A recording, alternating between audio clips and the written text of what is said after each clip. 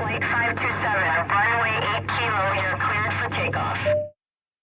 This is your captain speaking. If you love travel, and we know you do, buckle your seatbelts and keep your tray tables in the upright position. You should be seeing the illuminated fun signs throughout the aircraft, because we're about to take off on a chat of epic proportions. Welcome to Tray Tables and Time Zones, the podcast where travel isn't just about taking vacations. It's about enriching your life. We'll dive into the highs, the lows, and the downright absurd moments that come with exploring the world. Whether it's food poisoning on a long-haul flight, trekking to Mount Everest Base Camp, or traveling to Disney parks worldwide, we cover it all. Serious at moments, but mostly we're here to laugh and share some brutally honest travel stories. So let's do it, one time zone at a time. This is Tray Tables and Time Zones, and this is your host, Josh Bogle. Hey everyone, and welcome back to the Tray Tables and Time Zones podcast. I'm your host, Josh Bogle. On this episode, I'm going to do a deep dive into my trek to Mount Everest Base Camp. But before I get into the actual story of the trip itself, I kind of want to share some background on how I came to this trip. It's really a microcosm of how I began my international travel life and how I got to where I am as far as how I travel and what I look for and kind of the adventure that I like to chase on some of my travels. So not to bog down the story, but I do want to share a little bit of that background. I guess it really will go back to around 2015, 2016. I had gotten interested in traveling more internationally. It was something that at that point in my life, it was starting to interest me more and more. You know, we had traveled a lot in the United States, trips throughout the US, including Disney, and we had done some Disney cruises and things like that. And those were great, really got into those, but kind of wanted more, right? I wanted to go experience more. There's such a big world out there. I wanted to see more of it. And luckily enough, my wife shared that same sentiment. And so, you know, we kind of started looking around and trying to understand, you know, how to travel internationally and learn more about it, what was out there and how to handle it and where to go and things like that. And so as one does these days, we turned to YouTube. You know, that was really early, I guess, in a lot of the travel vlogging genre in YouTube where folks were documenting their travels all around the world and, you know, showing you different locations that you'd never really thought of. And that was certainly the case for me. You know, it was like kind of a whole new world being opened up to me. And we came across this one burgeoning YouTube channel. And actually it was really small at the time when we came across it.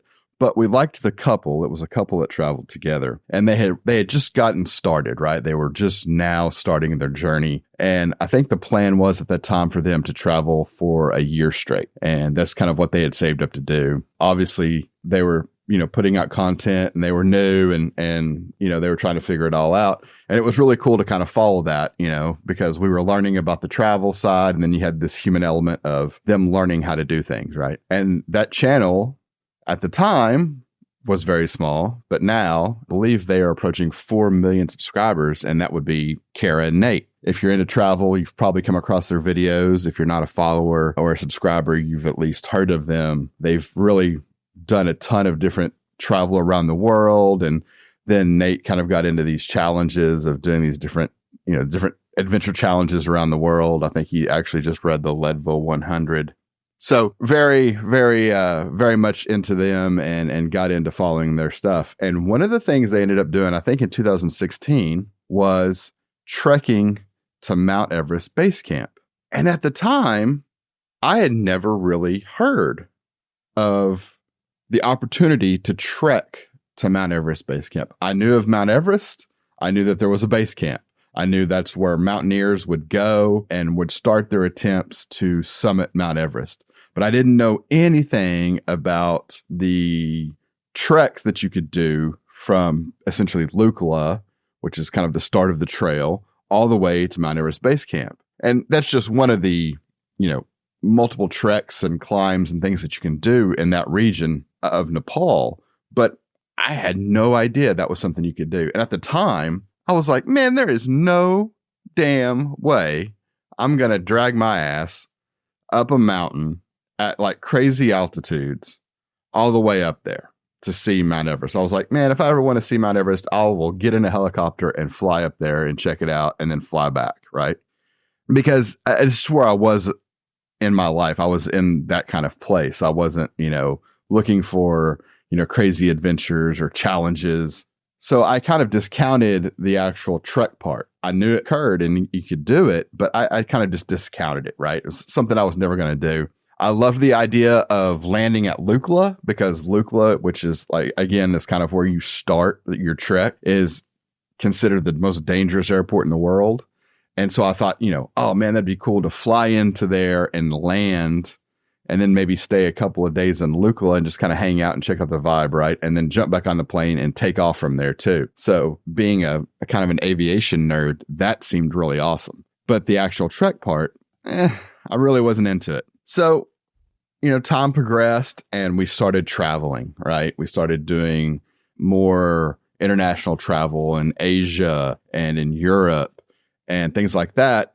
And obviously we were following Nate and Kara as well and getting more and more ideas. And for some reason in the back of my mind, that Everest trek just was stuck there and would just pop into my brain every once in a while. Really kind of annoying, but it wouldn't go away, right? I was always just, there was something about it kept drawing me back in. And so I started getting interested in it. And I'm like, what am I doing? This is not really my gig. I don't know, man. I don't know if I want to, try to do something like that. It's crazy. It's high. It's hard. It's, I was traveling pretty free and easy at that point and not necessarily looking for a tough challenge, but it just wouldn't get out of my brain. And then the world shut down, right? And so now I couldn't do it, right? You couldn't go anywhere. Hell, you were lucky to leave your house. And so it made it even more appealing. The thought of being out amongst the mountains and the clean air and trekking through this beautiful scenery and being surrounded by the tallest mountains in the world, it seemed really, really good. And so when things started opening back up, it became not an obsession, but it certainly became something at that point. I realized, look, time is limited. Something could happen the next day that changes, your ability to travel and move freely throughout the world. And I don't want to miss out on things, right? I don't want to miss out on those experiences. And that's really furthered my shift that had started, in 2015, 2016 range of moving away from things and moving more into experiences, right? I wanted my life filled with experiences. I didn't really care about things. I cared about those experiences that I would carry with me through the rest of my life. And this became an experience that I had to try, right? Even if I didn't make it, even if something happened and I couldn't make it all the way, I had tried and I had got to experience it. And that's what I did. I started reading about it and watching more and more videos and trying to figure everything out, reading on message boards and Reddit and all these things about people that had done it and had made this trek and how to do it, how to, best go about it. And then I started reading up on the different tour companies and the guide services that were available. And there's a lot of them, right? So it's hard to choose. There's some really big ones. There's some that organize the trek, but really don't have a huge presence in Nepal. There's some that are owned locally in Nepal. It runs the gamut. And I remembered back to that Nate and Kara series on trekking in Nepal. And over that time, after their trek, they had become friends with the owners of the company that they trekked with. And that was a company called I Trek Everest. And it turns out that the owner, or one of the owners of I Trek Everest, a guy by the name of Rick Noof, lives in the US. He lives in Colorado. And he's been featured on their channel a couple times. Well, anyway, I got in touch with him and, started inquiring about the trip.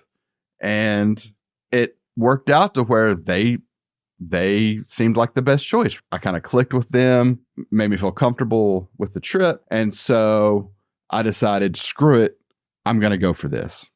So that's what I did, booked the trip. But before I left, I put in a ton of work because frankly, coming out of the pandemic, I wasn't in the best shape. I had gotten lazy and, kind of sedimentary, and I had to get my ass in better shape because there was no way that I was going to be able to do this trip at my current fitness level, to put it, nicely to myself. So another great portion of this was that it motivated me to get up off my ass and actually start working out. And that's what I did. So I, joined the gym and started walking and running and hiking and lifting weights and doing all the things that I was learning I needed to do this trek. It worked out well. I gained a lot of muscle, gained a lot of endurance, and lost some weight, and worked out great. One of the other things I did is used a altitude tent. So what this is it's a tent, and it has a oxygen type of altitude generator that connects to it. And you spend as much time as you can in this tent, and it's able to simulate altitude. And the reason I did this is because I basically live at sea level.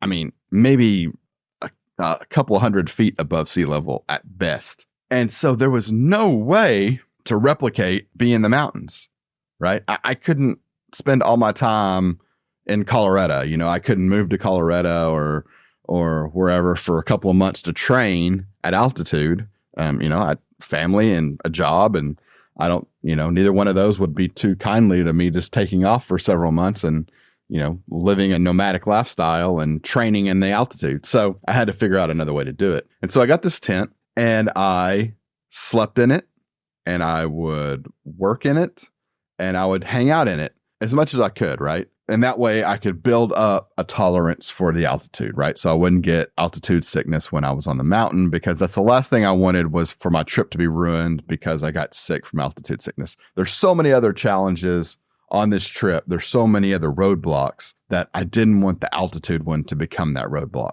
And so I used that tent all the way up until like a day or two before I left, because I had to ship the tent and all the equipment back because I just rented it. I didn't buy it. And so I did as much prep as I thought I could do for this trip. And in February of 2023, I jumped on a plane. I flew from Houston to Delhi, had a layover in Delhi. And by the way, in a future episode, I'm going to have a few things to say about Delhi's airport, but that's later on. And then flew from Delhi to Kathmandu. And what a whirlwind that was, right? Land in Nepal. I have no idea of what's going on as far as, it's a new city. It's chaotic. It's loud. It's, there's things going everywhere. And I'd been in a lot of chaotic cities and a lot of loud cities, but, Kathmandu was certainly on a different level of just chaos occurring all over the place. Really cool place, but definitely chaotic. So anyway, landed at the airport, got through, getting my visa cleared up, as a visa on arrival, got that handled, got some local currency out the ATM, got my luggage, and met up with the representative. I think now he may actually be a co-owner, or he was a co-owner at the time even, of I Trek Everest in Nepal. And that was Sonam Sherpa. And Sonam is actually in Nate and Carrie's video. He's the one that guided them up to base camp and back. And so he was there waiting for me. So I instantly recognized him. It was almost like, seeing an old friend, right? Even though I had never met him, never talked to him at that point. But I had seen him so much in videos and such that, he felt like a friend. I felt instantly comfortable, which I really enjoyed. It was nice to feel comfortable in a place where, you were new and didn't know anyone. And it was kind of, everything had been done for me at that point, right? Like when I was going to fly up to the mountain and where I was staying and all that, iTrek had handled all that. So I almost felt a little disconnected. So to have a friendly face that I had at least seen before in some form or fashion was really, really comforting. And so we went to the hotel. It was a hotel called Nepali Gar. It was really nice, really old school looking, had this kind of open staircase in the center, a lot of carved wood, really nice hotel, right? And so went there and basically crashed out because I was jet lagged like a son of a bitch, and crashed out for most of the day. Went to dinner with Sanam that night, along with my guide up the mountain, someone who I would come to respect a huge amount, Fury Lama. And Fury he was a beast. I'll talk more about Fury shortly, but yeah, he was the man. Went to dinner, had a great dinner, and then the next day we went on kind of a cultural little tour around Kathmandu, right? Got to see a lot of the sites, Durbar Square, some of the more famous old school places in this Tamil region of Kathmandu. Really cool to see. Actually got to see the Kumari, which, if you don't know what the Kumari is, in Nepal, they're a living goddess. She's a living goddess, right? So she's a young girl that comes from a certain family line in a certain valley in Nepal, and they have to go through this like process to be chosen, right? And then basically they move into this house in Kathmandu, and this goddess enters their body, and they become this goddess, right? The living embodiment of this goddess. And so it's really, really cool to see if you get a chance to see her. And we were in the courtyard, and she came to the window and kind of looked over the crowd. And that was a pretty cool moment, right? I mean, even though I'm not, that's not my religion or anything else, to see that was really, really cool. And to see the reaction of everybody in the courtyard when she actually came to the window was really, really neat. So really, if I would have gotten to do nothing else but that while I was in Kathmandu, I would have been happy, because that was such a cool experience. So we did that, went back to the hotel, got a nice night's sleep, because the next morning came real early. I think we got up around 5 o'clock to get to the airport, because the flights start very early into Lukla. Now, this flight, let me just tell you, is a wild, wild, wild experience. It is on a very small plane, and I mean very small. And you take off from Kathmandu, and it's about a 30, 45-minute flight, where most of the time the mountains are higher than the airplane, right? They're at a higher altitude than the airplane. You're flying through the mountains, not above them, which is a surreal thought. And then you basically have to land at what many consider the most dangerous airport in the world. And the reason for that name is twofold. Actually, probably threefold. One, there's been several crashes. We'll skip over that part.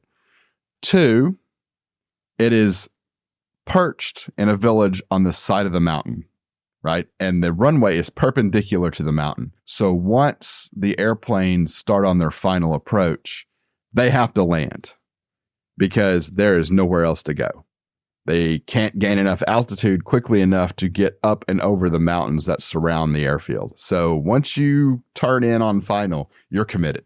And it's a non-controlled airport, meaning there's no air traffic control telling you when to land, right? There's a tower that talks to the airplanes, but there's no approvals for land. Basically, the pilots almost handle it themselves, right? And they stagger the flight times so that it all works out. But I mean, it's an interesting ride, right? I had a cool seat. I had a window seat, and I could see up through the cockpit. So I could see out the cockpit window of the runway coming into view. And I love to fly, and I don't mind it being bumpy. But the absolute pucker factor when I saw that damn runway come into view out the cockpit window and realized just how small it was, and that's where we were landing, there was definitely an oh shit moment where I was like, what am I doing with my life that I am on this plane flying onto this runway? This is the dumbest shit I've ever done.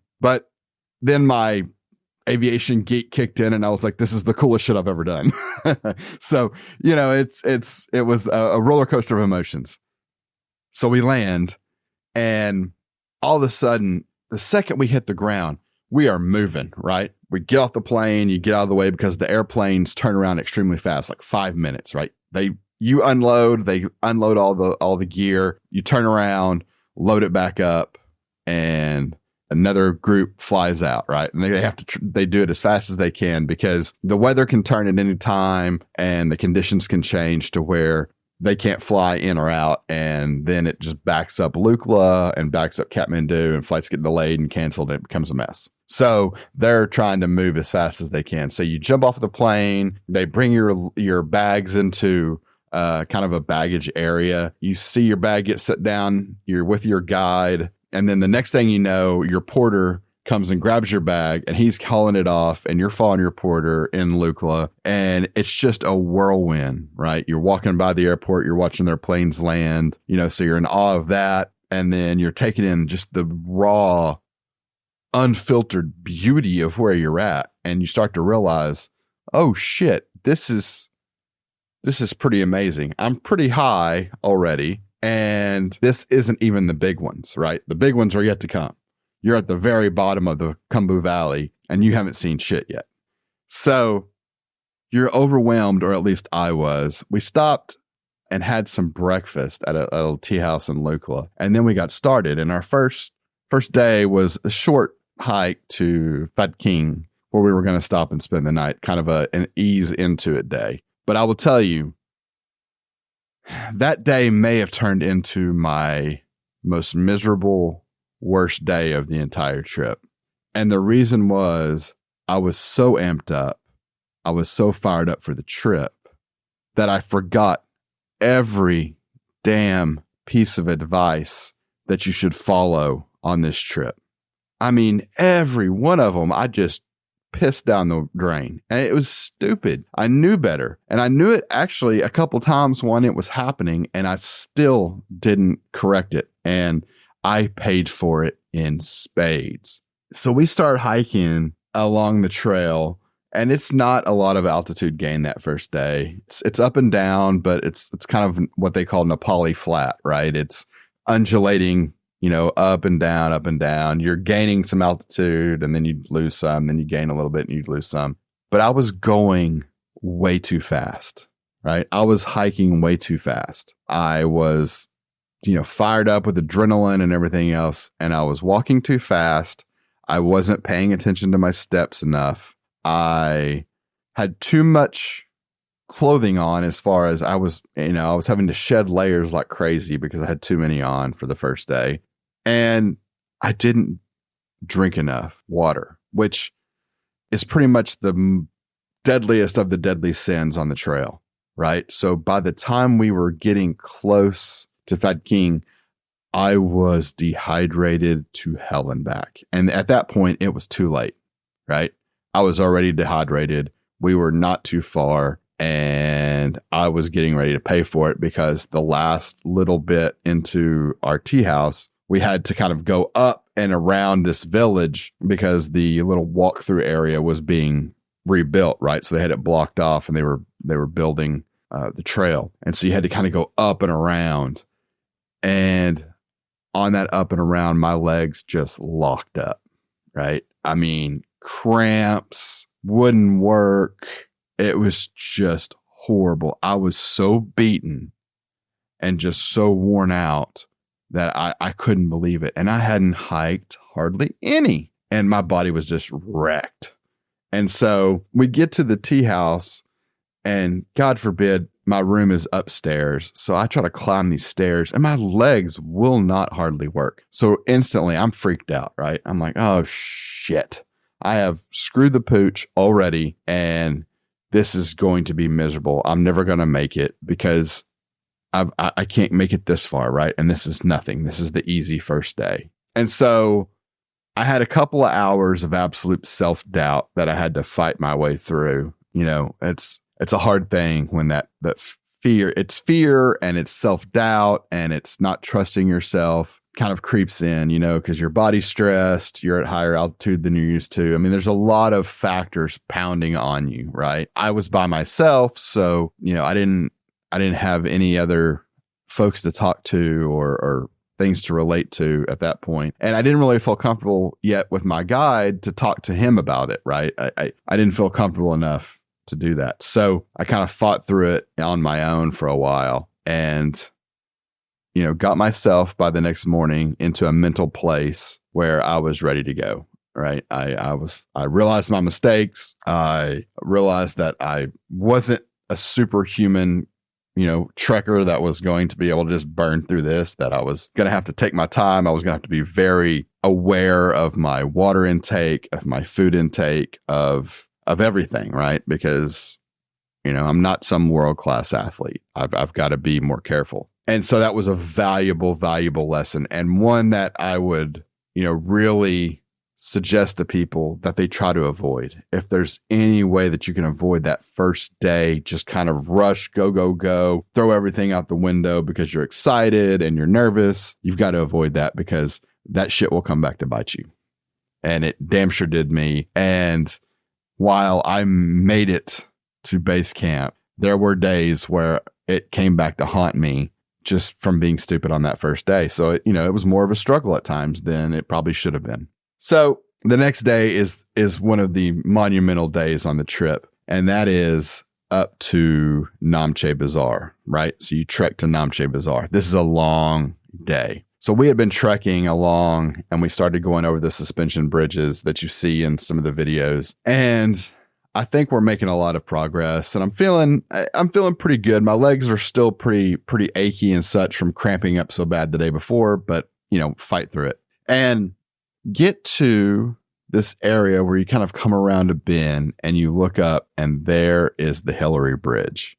Now, the Hillary Bridge is a suspension bridge across the river, and it's right before you start the climb up to Namche. And even though I had watched videos on this hike and everything, you can't appreciate really, one, how high the Hillary Bridge is, and two, the climb that comes after it. So we made the steady climb up to the Hillary Bridge and went to walk across it, which I am mildly afraid of heights. I've got I can handle heights in a lot of situations, but there's some situations that it bothers me. And I will admit, on the Hillary Bridge, you were so high up. I had my camera pointed down so that you could see just how high I was, but my eyes were straight ahead. I refused to look down. The wind is blowing its ass off down through this valley, and you're on this suspension bridge hanging out over this big valley below you with this river. And it was definitely a moment of panic here and there as I walked across the bridge. Made it across and was excited as shit to say that I had done it, because that's a cool thing to be able to go across, as the Hillary Bridge. What I didn't realize is just how bad the climb from Hillary Bridge up to Namche was going to be. It is a switchback through the trees nightmare. I mean, I don't know how long it took me to get up this climb. I'm sure it took me a lot longer than, more fit younger folks can do it in. But for me, at least, it whipped my ass. And I'll tell you, that's when the first moment of humbling truly came into be on this trip, was as I'm climbing up this switchback route toward Namche, there are porters who are carrying duffel bags, multiple duffel bags of the trekkers, including mine, and also carrying supplies to the villages, right? I mean, they carry everything on their backs. They carry, metal, wood, doors, clothes, food. I mean, anything and everything you can imagine, these guys are carrying on their backs, right? And here I am, huffing and puffing and just getting my ass whipped trying to climb up this switchback to Namche. These porters would actually turn, and you would see these little trails. And at first I didn't realize what they were. The porters would turn and go straight up the mountain with all of this weight on their backs to avoid going on the switchbacks. And these guys are in like sweatpants and jeans and t-shirts and tennis shoes and, just normal street clothes. And they're going straight up this hill like it is nothing, right? And I'm just like, what the hell, right? I'm about to die. These guys are carrying God knows how much more weight than I am, and they're just burning it right up the mountain. And I'm just like, God damn it. I mean, it was a humbling experience. And what even humbled me more was when I came around a switchback and there was a resting point and all these porters were sitting there taking a break and they're all smoking cigarettes. I'm like, how in the hell are you smoking a cigarette at this altitude? I'm about to die from no oxygen. And these guys are over there having a friggin' chat and smoking a cigarette like it's nothing. I mean, humbling experience. You kind of have to put it past, put it in the back of your mind and say, these guys live here. They're Sherpa people. They're experienced in this. They're just a different breed. I mean, frankly, I was in awe of my guide and the porters and other guides that we got to hang around with at the tea houses and talk to. First of all, they've got these great, amazing stories of adventure and tragedy and success. And it's amazing to hear their stories, right? But at the same time, you look at these guys and they're, slighter build, just regular looking guys, and they are just machines in the mountain. I mean, they're not breathing hard. They're not tired. If they are, they certainly don't show it. I mean, it is some impressive stuff. I mean, I bow down to the Sherpa all day long. I mean, those dudes are the most legit hardcore athletes that you could ever imagine. And they're not even trying to be athletes. That's just life, right? That's just their everyday.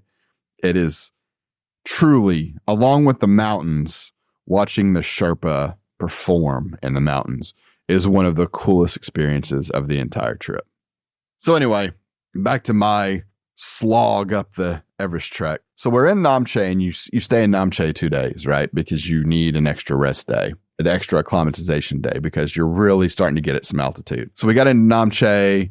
I crashed out, had some dinner, crashed out, woke up the next day. We did a little acclimatization hike to help get used to the altitude. Went up to this viewpoint, which is really cool. There's a statue up at this viewpoint for Tenzing Norgay.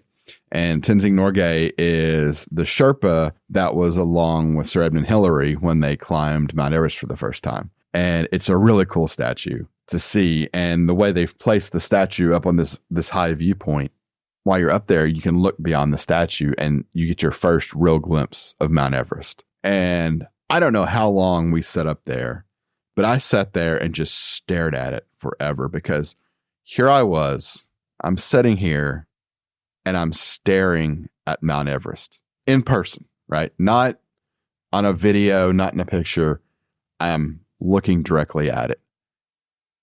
And that was probably the first real holy shit moment. I'm actually in Nepal. I'm looking at the tallest mountain in the world. And that, it almost choked me up. In fact, I think it may have choked me up. I may have had a few tears because it was so beautiful and it was so awe-inspiring. And to see something like that, something that you probably, I mean, at least for me, I never thought I would see, right? I never thought there would be a time in my life where I would see Mount Everest. So to be able to see it was pretty damn special. I mean, I will remember that moment for the rest of my life of getting to see that mountain. And there was several of those moments along this trip just because of the raw natural beauty of it. All right. It's hard to explain. Pictures don't do it justice. Videos don't do it justice. Certainly my words can't do it justice of just how amazingly beautiful this region is and how awe-inspiring the mountains are. So we finish up our acclimatization hike. We go back down, have dinner. hang out in the tea house, hang out by the fire. And that's a really cool experience all along the trip. You kind of are moving at the same pace as some other climbers or some other trekkers, right? So you tend to see a lot of the same people in the tea houses. And this was pretty early in the season. This was in February. And so a lot of the tea houses hadn't even opened up yet.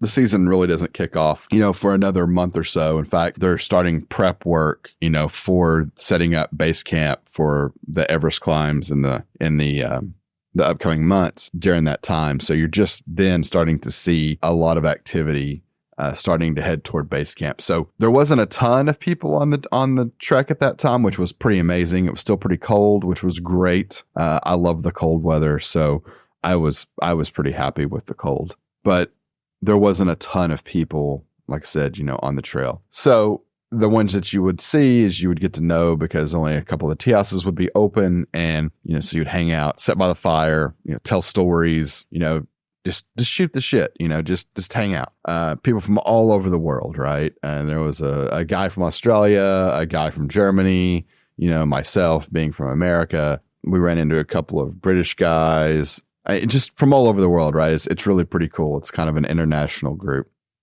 And so you sit around and you sit by the fire to stay warm at night, and you tell stories and about your day's adventure and where you're from. And it's really a cool bonding experience. So we left out of Namche, and we started this progression, right? It's basically you hike in the morning, you stop for some tea mid-morning, you stop for lunch to take a break, and then you finish out the rest of the day's hike, and you try to be at the next village, mid-afternoon.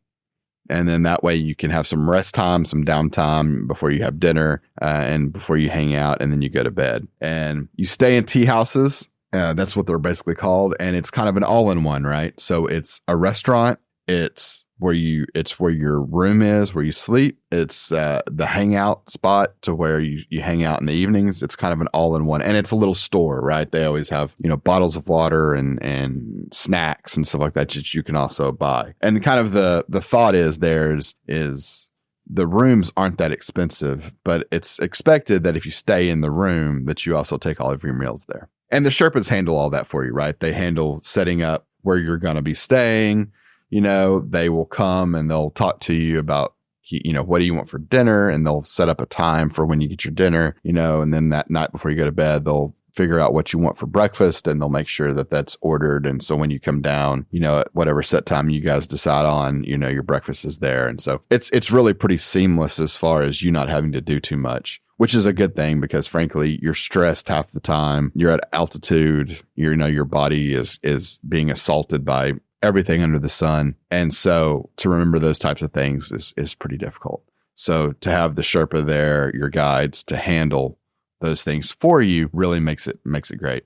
So we trek, out of Namche, and that's the kind of rhythm we're into. You trek and then stop, trek, then stop, trek, then stop. One of the villages along the way that was particularly cool was Tingbushe. In Tingbushe, there's a monastery, and a Buddhist monastery, and they also have a big festival there every year, which I would have loved to have been around for, but it was a different time of the year than when I was there. But we went into the monastery, and to see that monastery and the monks, right? There was a few monks up there at that time because it was it was in the colder seasons, and some of them leave that monastery for the season. It was really, really cool. Again, a really cool experience, cultural experience, right? To see, not only how the Buddhists, worship and the integral part that the temple plays and the monastery plays in the villages, in the community. It's kind of like the center point, right? It's the center of the community. And to see that was really, really cool. And to see such a pretty intricately carved, buildings and things that far up in the mountains was particularly cool. So after leaving Tingbushe, again, we start that series of trek, sleep in a village, trek to the next village, sleep, and then finally trekked to Gorikshep. And Gorikshep is the last village on the trail, and it is up there. It's right next to the Khumbu Glacier. It is sits next up on this hill to this dry lake bed. And from Gorakshep, you're looking directly at what, 3 of the 5 largest mountains in the world. It's spectacular from there, but you are high and it is cold. And I remember walking into Gorakshep that day and I was just whipped. You know, you're finally there, right? You're finally almost to base camp and you are pretty beaten by that point. You know, you have been eating vegetarian on the trail because of, you know, you can't eat the meat up there because, you know, at least my American stomach would not handle it because it's not necessarily refrigerated, you know, the way we would be used to it being, and it's been carried up, you know, on somebody's back or maybe on a helicopter, but more than likely on somebody's back. And, you know, you've been eating vegetarian the entire time. You know, you've been sleeping on beds that aren't super comfortable, you know, and then there's no heat, so it's extremely cold. You know, you're just tired. You're pretty beaten down, and you're dealing with the effects of really high altitude. You know, 17,000 feet. You know, to anybody is pretty tough to deal with. That's not extremely used to being at that high level of altitude. So we make it to Gorakshep and we go in and we eat lunch. And that was the first time I had seen someone really affected by the altitude. There had been a guy from Australia that had been hiking along the same timeline as us, and he would pass me every day. And I'd long lost the shame of being passed on the trail. I didn't care. At that point, I was in survival mode. I was just trying to get there. But he would pass me every day, and he was really nice. I mean, we would chat on breaks and in the tea houses and stuff along the way. And he was a really nice guy. And we walked into the tea house at Gorakshep for lunch, and he was in there, and head was just laid on the table, and he looked like hell. I mean, he was really pale and he looked really rough, and his guide was taking his blood oxygen level readings and was checking on him, and he didn't look good. And when we left, we decided to go ahead and make the attempt to go from Gorakshep to base camp that afternoon. So Fury and I actually left. And when we left the tea house to make the push to base camp, the Australian guy was still in the tea house, and he didn't look good. And so, you know, we kind of said, well, you know, you hope you feel better and everything like that. And we decided to head on. And so we made the trek to base camp. And I'm going to tell you what, I was super excited, but that seemed like maybe one of the hardest parts outside of like climbing up the switchbacks to Namche. Getting to base camp itself was one of the hardest sections of the trek that I can remember for a couple of reasons. One, like I just said, I was dead ass tired. I was just worn out, right? And 2, you're at the highest altitude that you've been. You know, you're over 17,000 feet. 3, you're hiking basically over the spoils of this glacier. So it's a ton of rock, right?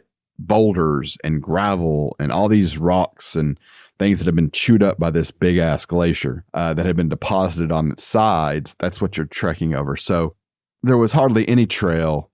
It was, you know, uneven steps and moving rocks and, you know, every kind of unsteady path that you could think of, you know, we went over. And then we get up on the glacier, and there's, you know, you're having to go around crevasses and, you know, more rock and ice. And I mean, it was a tough hike in, but I will tell you, all of that faded away when we kind of went around this one crevasse and this one little rock field on the glacier. And there it was. There was the rock, this kind of oval shaped rock with Mount Everest Base Camp and the altitude spray painted on it as kind of the symbolic monument to where base camp truly began. And I couldn't believe it. I had done it. I had drug my ass all the way up that trail to Mount Everest Base Camp. And there I was looking at base camp where all these people come to start their climb of Mount Everest.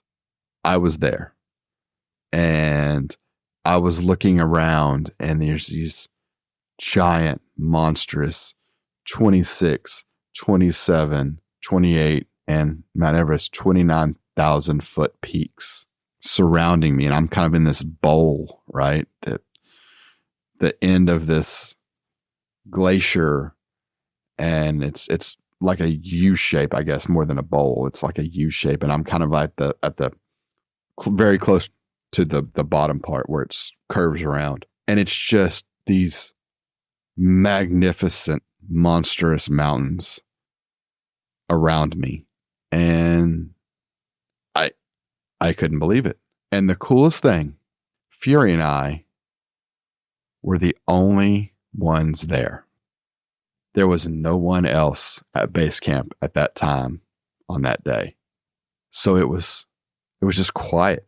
You heard some of the cracking and the groaning of the glacier and the wind, coming down through the glacial valley, off the mountains. And you could see the clouds and the amount of wind blowing these clouds across the peaks of the mountains.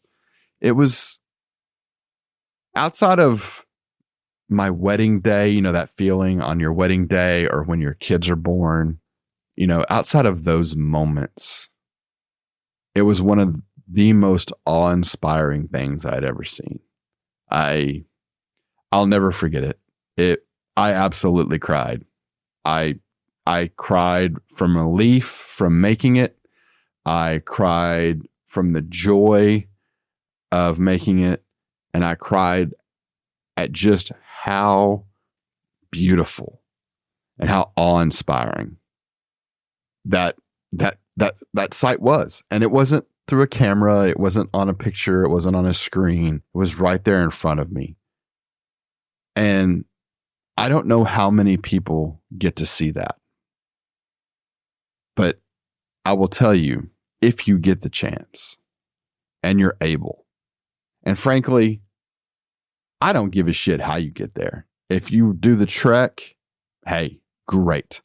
If you get on a damn helicopter and fly up to base camp and stand at base camp and look at it, you know what? You still saw it. I mean, I know there's a lot of divisiveness about, the flying it versus trekking it, but I would encourage you, no matter what, if you have the opportunity to see it, to see Mount Everest, to see those mountains from that location, from that spot, it's just one of the most magnificent things you'll ever see. I would highly recommend anyone put that on your list as one of those things that you need to do before you die, because it's just that spectacular. It's that great. It's that worth it. It's worth the effort. It's worth the hassle and the training and the traveling and the cold and the hungry and the pain. It's all worth it. And that's the thing, right? Once you see it, at least for me, all those other things fell away, and it didn't really matter. All the misery and cold and all that, it did not matter. I was truly in the moment of seeing it, and I'll never forget it. Never, as long as I live, will forget that moment. It was truly awe-inspiring, and I hated leaving. One, because I didn't want to leave the site of that, and the other one was I didn't want to walk back across that godforsaken gravel boulder trail back to Gorkshep. But I did. And we finally made it back to Gorkshep and had a meal that was probably the best tasting one of the whole trip because of making it to base camp, and slept easily what was in the coldest room I had experienced probably ever in my life in the tea house up at Gorkshep, because Man, there's not a lot of creature comforts at 17,000 feet. Trust me. And there's not much in Gorkshep. It is take what you can get and fight through the rest, because it is cold and it is desolate and it is lonely up there, that high up, that far back in the Khumbu. So anyway, eventually we make it back down to Lukla. You know, you ride the high of seeing base camp, get back to Lukla, hop on a plane, fly out of Lukla, which was equally as cool. Although the flight back to Kathmandu did take about an hour because we had to divert for weather, and we got the shit beat out of us for a little while in that little plane, which is a little bit of a pucker factor. I mean, we were getting thrown around pretty good, and you're on a pretty damn small plane, so it's certainly a level of pucker. But made it back to Kathmandu, spent a couple of days in Kathmandu, and then flew back to the United States, having gained the ability to say that I had been to Mount Everest Base Camp and that I had trekked it and that I had seen Mount Everest with my own eyes. And it was a very proud moment for me. I was very proud, and I still am to this day of making that trek, because it is not easy. And, you know, the older you get, you know, for somebody like me, I trekked it when I was, I would have been 44 at the time. And so it's not the easiest thing as you get older, but I had set that goal for myself and I did it, and I was super proud. And so I would encourage anyone that hears this, man, it doesn't have to be Mount Everest. If you get the chance to go to Mount Everest, to trek Mount Everest, to see it, do it. But it doesn't have to be Mount Everest. It can be anything. If there is an adventure or a place or an event that you find yourself being drawn to, that you find that spark of interest, that spark of yearning to do in your brain or in your heart or wherever it comes from, man, go out there and do all you can to do it. It's worth the struggle. It's worth whatever it takes to get there, because it will be something that you will remember forever. Like I said before, I'm in no way, you know, some type of world-class athlete or mountain climber or long-distance trekker. I love the outdoors. I love, you know, hiking in the mountains. I love camping. I love all those things. But I'm certainly no world-class athlete. But I set my mind to it to make it to Mount Everest Base Camp. And I was lucky enough to get there. And so I'm a better person for it. I've got an experience that no one can ever take from me. And it's the best feeling in the world. So if you've got a place that is your place for something like that, if there's an activity, a place, man, just go do it. Try, no matter what you have to do to get there, put in the work, put in the effort, and go see it, experience it, do it. It is absolutely worth it. I hope everyone that hears this gets to experience that moment of awe and joy and excitement like I did that day at Mount Everest Base Camp. So that's my story of getting to Mount Everest Base Camp. I hope you enjoyed the episode. There'll be plenty more coming after this, but this is certainly one that I hope you're able to get some inspiration from and enjoyment from. It's quite the adventure. This has been Tray Tables and Time Zones. Worldwide travel is one of the funnest things you can do in life. And it's our passion to talk about the good, the bad, the funny, and the ugly. Nothing is off limits. We hope you've enjoyed the show. If you did, make sure to like, rate, and review. We'll be back soon. But in the meantime, find us on Instagram at Trade Tables and Time Zones. And for questions or comments, send your email to traysandtimes@gmail.com. Take care and see you next time on Trade Tables and Time Zones.